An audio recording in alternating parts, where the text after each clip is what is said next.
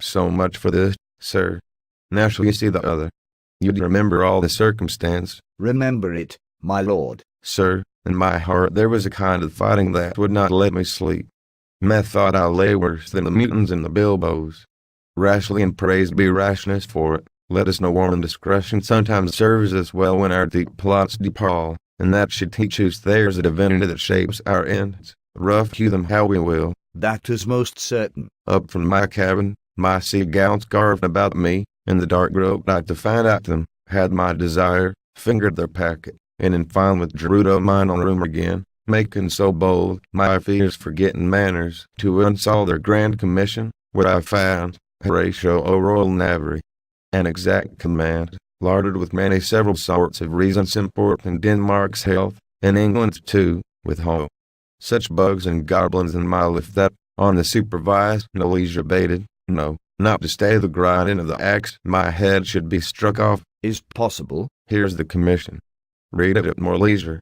But wilt thou hear me how I did proceed? I beseech you. Being thus bonneted round with villainies ere I could make a prologue to my brains, they had begun the play. I sat me down, devised a new commission, wrote it fair.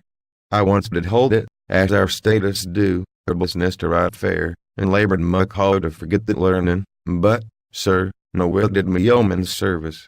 Wilt thou know the effect of what I wrote? Aye, good my lord. An earnest conjuration from the king, as England was his faithful tributary, as love between them like the palm might flourish, as peace should still for wheat and garland wear and stand a calm between their amities, and many such like is it of great charge, that, on the view and knowing of these contents, without debatement further, more or less, he should the bearers put to sudden death, not shriving time aloud. How was this sealed? Why, even in that was heaven ordinate.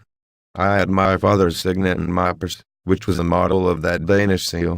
Folded the writ up in form of this other, subscribed it, gave single quote to this impression, placed it safely, the change will never known.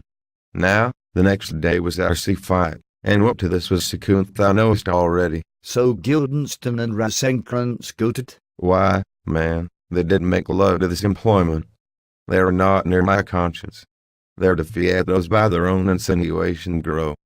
'Tis dangerous when the baser nature comes between the pass and fell and since it points off mighty opposites. Why, what a king is this? Does it not, think thee, stand me now upon he that hath killed my king and horrored my mother, popped in between this election and my hopes, thrown out his angle for my proper life, and with such cause and age?